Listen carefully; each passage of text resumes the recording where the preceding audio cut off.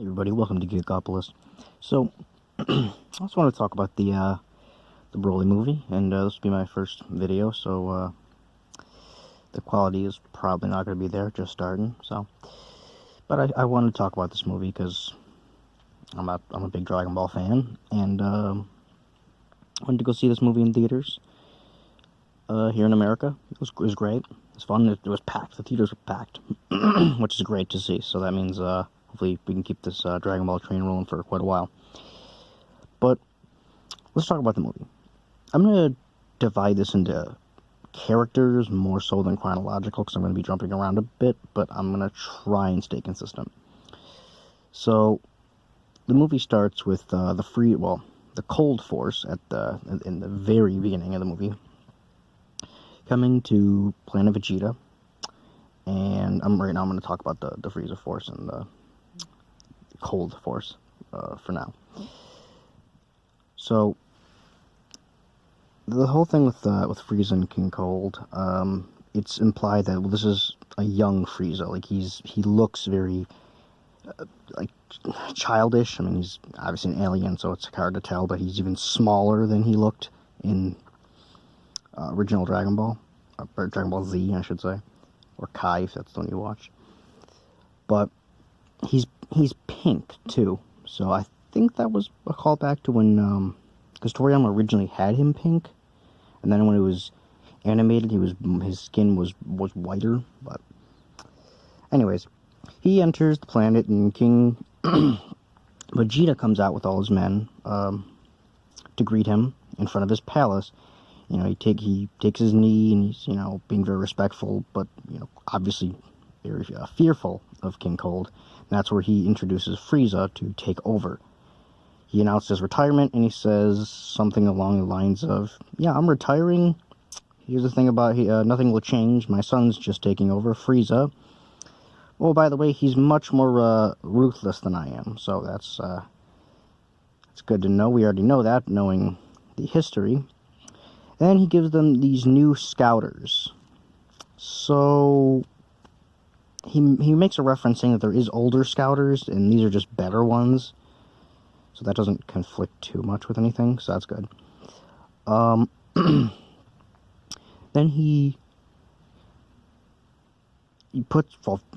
Frieza puts on the scouter to demonstrate it, and he finds like 3 Saiyans with like 2,000 power level or so, hiding in sniper towers, trained at their position.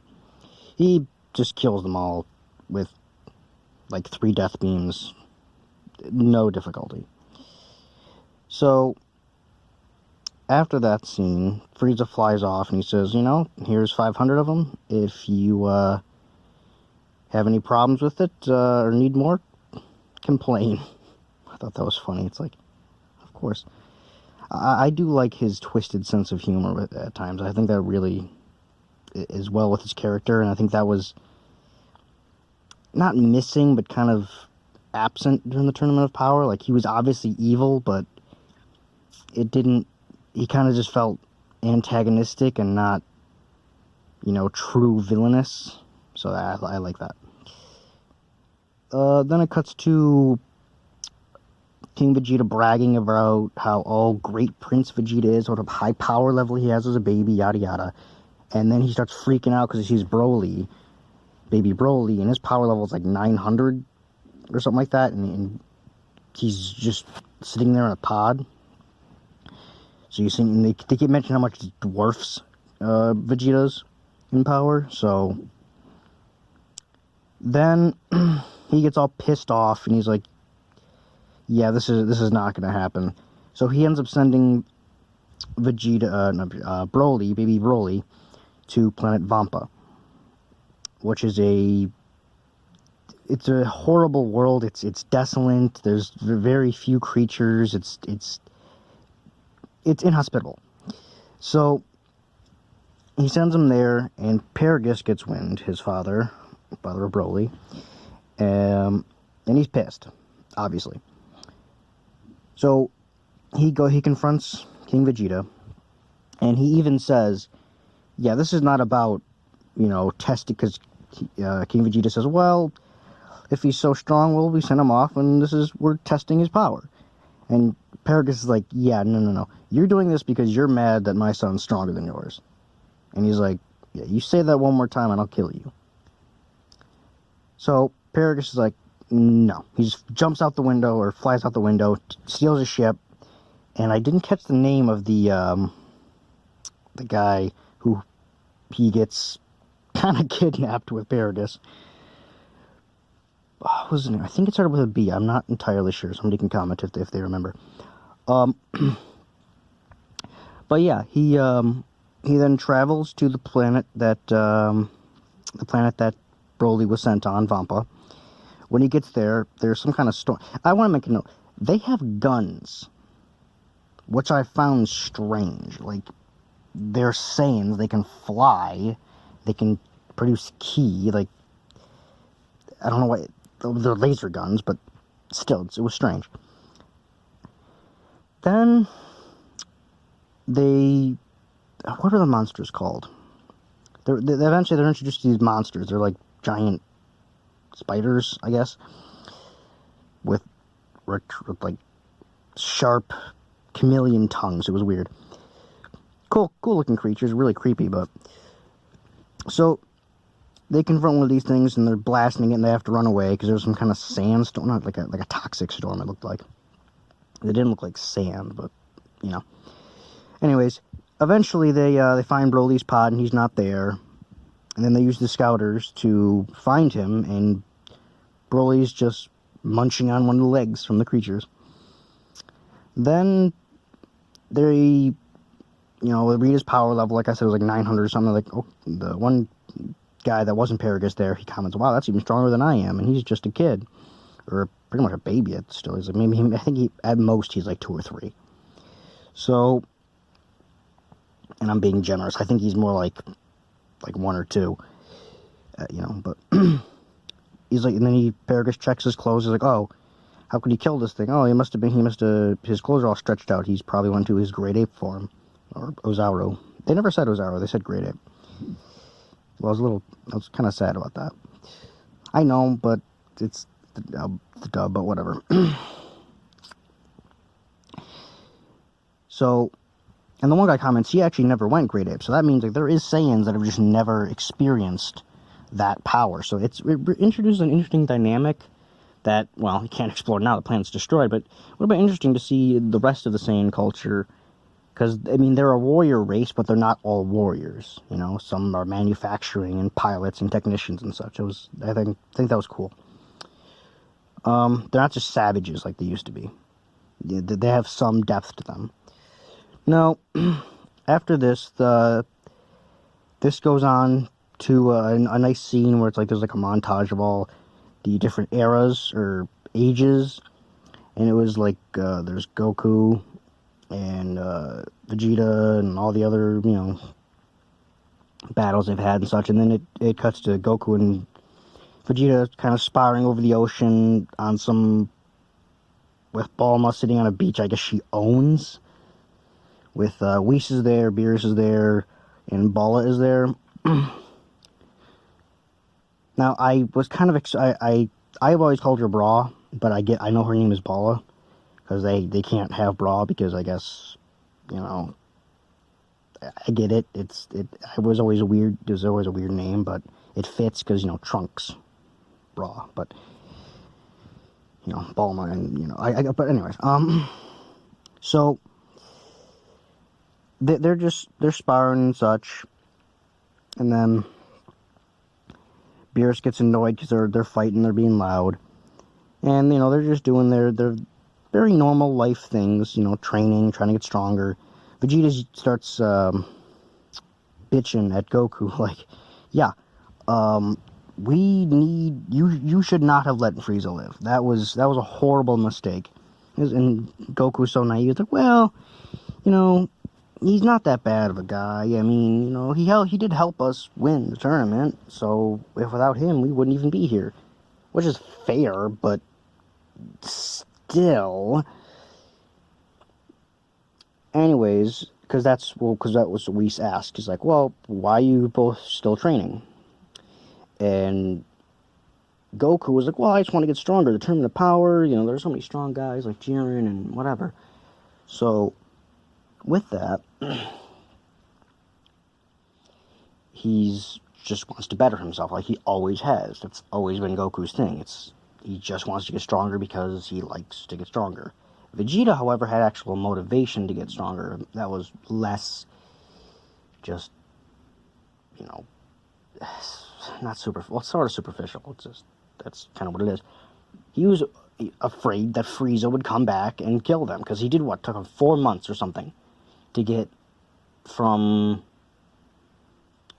the Namek Saga level to God level, which I think is, if they would have said a couple of years, I would have been able to stomach it more. That one really bothers me. That's such a short amount of time to get that strong. But they needed him to be strong, so they just made him strong. But whatever, it's fine. So, then we cut to, oh, I forgot to mention the one guy on that planet Vampa that was not Paragus and Broly. Yeah, Paragus just shot him to conserve food, so yeah, he's dead. That's why he's not around anymore. Then they... I'm thinking all this off the top of my head, mind you, so if I'm struggling to think a little bit, that's what it is. But we are introduced to Chile and Lemo, I think their names were. Pretty sure. So they're just exploring, new places to try and gather more, soldiers for the Frieza Force. Because Frieza was really pissed off that his force was so weak, so he just killed a bunch of them. And he now is needing more recruits because he killed them. So eventually they end up on Vampa, and that's when they meet Paragus, because he comes up and he runs to them. He's like, oh, thank God somebody's here to save us, an actual ship. And one of the bug creatures attacks, and he just screams for Broly, or he yells for Broly, Paragus does. And Broly comes up, one-shots the creature from like halfway across the planet or whatever, or probably not that far. It looked far when they showed him rushing, but if you can hear his father, then it's probably not that far.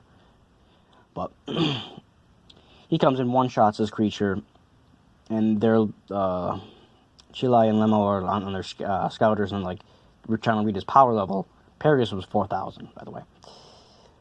And theirs can't even measure his, which is to be expected. Those things are even the, quote, they said that they were newer, I guess, than even the new ones from back in the day. So, yeah, it sounds impressive, but again, those things, what's the most they can measure? Maybe 1 million? I don't know. Because they said power levels over 1,000 are rare in the universe. I'm like, that's nothing at all. Not even microscopic compared to some of the levels you reach now. We're on the universal, multi-universal level at this point. Multiversal, I should say. So, after that, I'm gonna speed it up a little bit, but Broly he's really naive. He doesn't understand what things are. He's so, he's uneducated. He's never experienced things like Chile, gives him a little food bar. He almost eats the wrapper with it. And she's joking with him. She's she has this way about her. She's looking at him you can tell that they're gonna be something. I definitely see them together. I thought it was really cute. Their interactions were funny. You get a real caveman meets society vibe from him, which is to be expected. He's never experienced anything, so of course. So after he is chit-chatting with them, he's eating some food, and he says thank you because apparently Paragus taught him some manners. He had to be told a little bit, but at least he knows. He can speak. He speaks very... It's correct way of speaking, but it sounds funny because people don't talk like that. It's very, this is what I am doing. It's very robotic almost, or no, it's very caveman-like, very to the point. So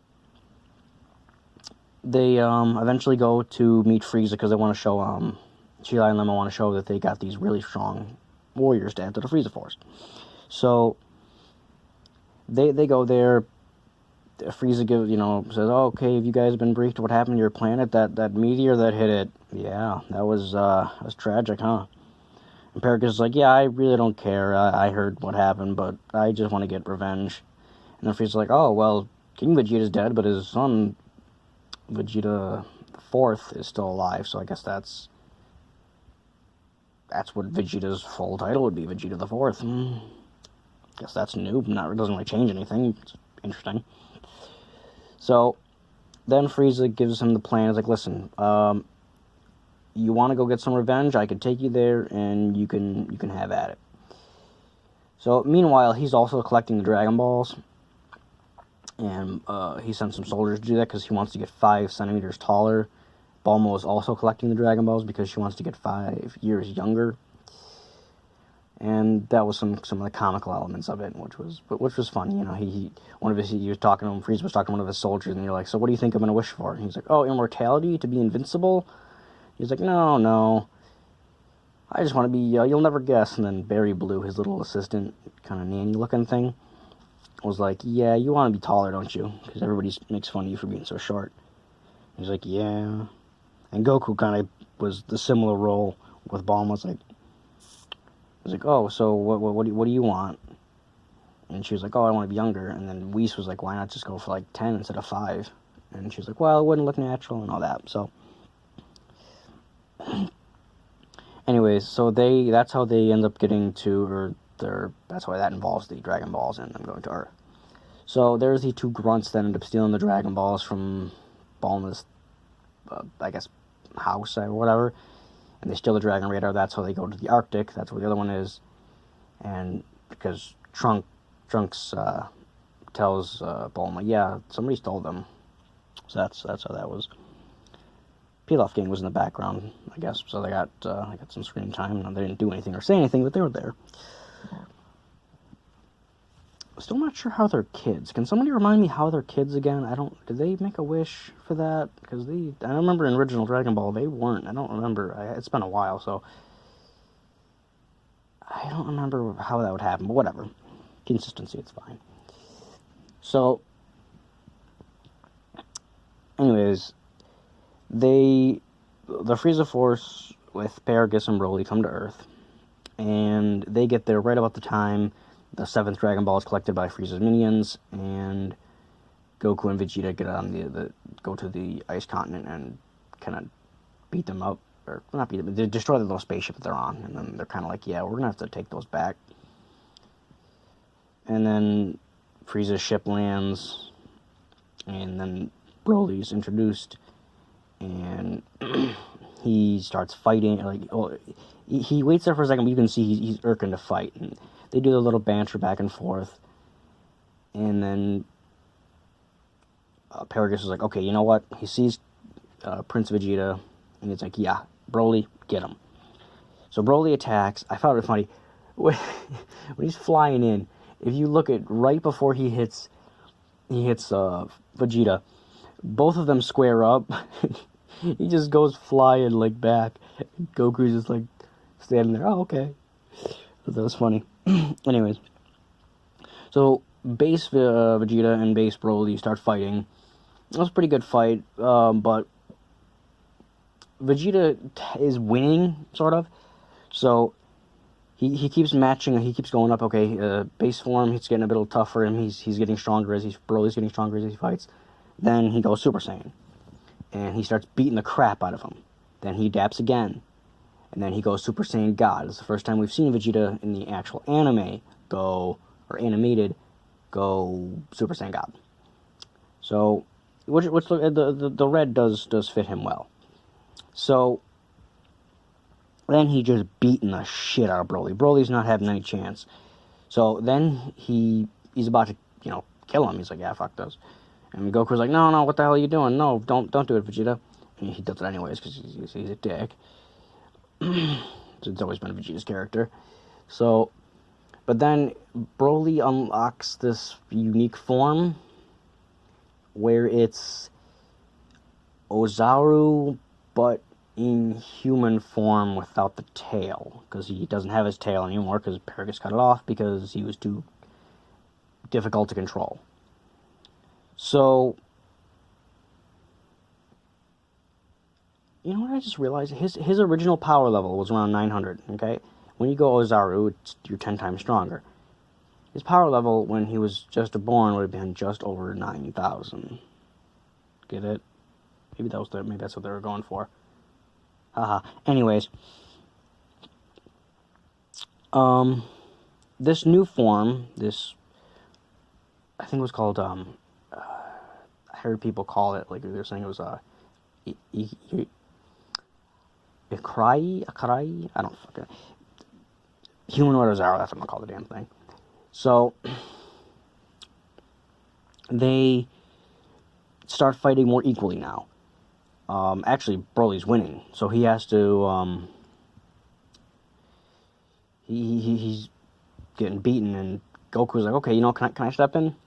And he starts in base, which is weird, because he was slapping around Super Saiyan God Vegeta, but base Goku was going against him for a little bit. I mean, he was getting thrashed, but he wasn't getting one-shotted, though, which is weird, because back in the day, people that were stronger would absolutely just one-punch, you're done people. So, I don't know why that's not consistent anymore. I don't know, whatever. It's fine.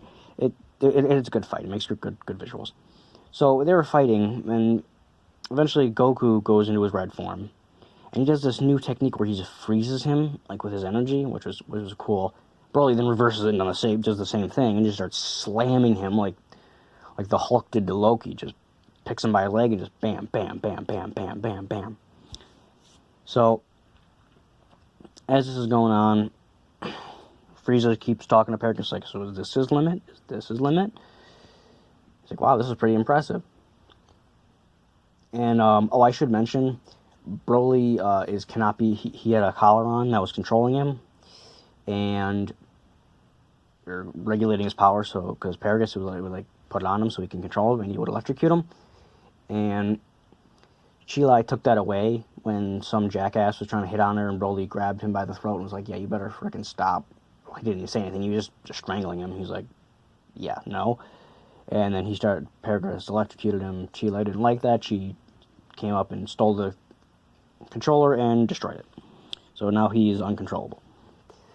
But that was back a while ago. I forgot to mention that. So, as he's getting stronger, he eventually meets his limit. Once Goku goes Super Saiyan Blue, he can't fight against him as effectively. He's losing. So then Frieza remembers, oh, yeah. When I killed Krillin, Goku became a Super Saiyan, so maybe if I... He looks over and then he kills Paragus. And then he... Such an asshole.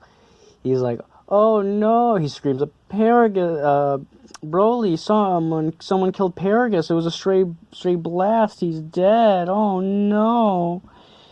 And then this causes him to go Super Saiyan. So, now he's totally raging out. He's massive now. His muscles, he's way bigger than when Trunks did that buff form. But now Goku and Vegeta are swapping hands, and the fighting is amazing. It's very well done. They're doing ki blasts and punches and kicks and spins and all kinds of martial arts moves. It was really well done. So as they're fighting, they realize, yeah, this is not going to work. So they fly up and go right past Frieza, like, all right, good luck, Frieza. And then Goku instant transmissions them to Piccolo, which teaches them the fusion dance. So now that they use the fusion dance, or now that they know how to use the fusion dance, they'll become Gogeta and go fight Broly. At first, Vegeta really doesn't want to do this. It's kind of funny. He's like, yeah, I'd rather let Broly kill me. And then Goku plays the, well, what about your family card? And he's like, don't, fuck you, Goku. And he didn't say that, but you could see it in his face. He pulled that on me. So they do it a few times. They fail. They become the fat Goku, the Veku. The Gogeta, the fat Gogeta, Veku. And then, or fat fusion, I should say. Then they do it again, and they fail, and it's the skinny one. And it takes a half hour to defuse. I could have swore, though, in the Buu saga, Gotenks was able to defuse after, because Goten and Trunks, they fused, and Gotenks wasn't fused for that long, though. I don't know. But I could be misremembering. It's been a while since I've seen that part of the Buu saga. So, anyways, so they had to wait a half hour for each time that they fused. So meanwhile, Frieza's getting the shit beat out of him. So, well, that's happening. I guess Whis is there. This is what I'm assuming. This is some headcanon, but because Frieza would have been dead, he would have killed him. I think that Whis is keeping him alive and he's healing, because Whis is there, and you see him kind of running, chasing after Whis too. So I think that he must have been like healing him or something, because he literally brought him back to life. So I'm sure he can keep healing him like he's a mage, in like World of Warcraft or something. He's the heal support. Yep, keep going. So yeah, he's definitely the heal caster in that. That's the only way I can think that he would survive that long against Broly. And then Gogeta gets there, and they're swapping hands, and Broly's still getting stronger. He's holding his own against Gogeta. Then Gogeta Super Saiyan. Then Gogeta Super Saiyan Blue. And at this point, Broly is losing. He's getting a hand to him, but they're punching each other through dimensions. We're at a point now, we're past multiversal, we're past the concepts of time, and now we're into dimension-shattering, timeline-altering, types of levels of power. Because, Zamasu, he corrupted timelines. Beerus and Goku's fight could shake the universe. Or was going to destroy the universe in just 3 punches. And actually, the microcosm. So, and then, or microcosm. So then, we got, Jiren shaking an infinite realm. Like, these people are, now we got them just literally shattering through dimensions. So, they're at a power that is just incredible. I just want to point that out, because the whole universe looked like it reminded me of that scene in Doctor Strange, where he got his soul punched out of his body, and like that abstract world of alternate universes, dimensions, that whole weird, like, hallucinogenic looking world. That's what it really looked like. And they were just keep fighting each other there. And eventually they ended up coming back to, it would have to be Earth, but they're not in the Arctic anymore, they're in like a desert area. So Gogeta uses the Soul Punisher or Stardust Breaker technique in this movie, because he doesn't call it that, but he looks exactly the same from Fusion Reborn. So, sorry about that, my video just cut out. Anyways, I was talking about, towards the end of the movie, this, what was I saying? Oh, yeah. So, yeah, just like in Fusion Reborn. Now, this doesn't actually kill him like it did Janemba, the Stardust Breaker Soul Punisher. So, eventually, he has to use some kind of, I would imagine it's some amped Kamehameha, but he just says Kamehameha. And that, if that hits him, it's going to kill him. But, meanwhile, Chile, she's like, yeah, no, Broly's a good guy. He doesn't really like fighting. He just does it because he has to, and, he's been trained his whole life like that. Because Broly really doesn't like to fight. In this movie, he's very sympathetic. He talks about how, he had this dog, not a dog, like this beast creature that was kind of looked like a dog or a weasel. Like, I played with it as my friend, but my dad didn't want that, so he shot its ear off, and he keeps his ear as kind of this, like a sentimental thing. So, and he's not a bad person. He didn't like back in the old Broly, he was like, I'm the devil, and he likes to kill people. No, it wasn't Broly in this movie. So, anyways, he is about to get killed by this Gogeta Kamehameha. And Chile wishes Broly to go back to the planet where he came from so he doesn't die. And that's exactly what happened. That's what the dragon's wish is used on. So he gets beamed back to Vampa, which just snaps him out of his rage. It looked like he was coming down from the rage anyways, so, I mean, I don't know if it was the wish or he was just, finally starting to realize, yeah, I'm getting the shit kicked out of me, and this is really hurting me. Like when you're really pissed off at something, and then something like really just something hits you, and you're like, well, what was I doing? What was going on? But that's what it seemed like to me. But anyways, so he calmed down, and then Goku at the end teleports there to Vampa. By the way, Chile and Lemo steal a ship and leave, and Frieza's about to kill him, and Gogeta stops him. He's like, yeah, no. And Frieza's just like, yeah, I'm leaving, and I'm going to come back, and I'm going to kill you guys. And then he just lets him go. I had no clue why. He could have easily, you are part of Vegeta, which was afraid of him. You'd think you'd kill him, but maybe the Goku part took over. Said no. Anyways, I guess Frieza just gets away. And so does Chile and Lemo. And they go to Planet Vampa to live with Broly. So Goku ends up instant transmissioning there to, and gives him a little some capsules and stuff, because like, yeah, I heard this planet sucks, and and they're like, oh, we don't. Chile was like, well, yeah, we don't really trust you, and he's like, no, I just want to, come and fight Broly. He's probably even stronger than Beerus is, so I want to have somebody that's, fun to spar with. I never knew that. I thought I was almost at my limits, but then I seen how strong Broly was, and this inspired me to become stronger. Yada yada. So the last line of the movie is like, oh, so who are you? It's like, oh, I'm Goku, but you can call me Kakarot. Now, part of me, that's nice. He's embracing who he is as a Saiyan. I haven't heard anybody mention this, but I might actually make a second video about this. I think I am. But yeah, just think about that as a second. Kakarot. Broly never said Kakarot in this movie. Thank God. Because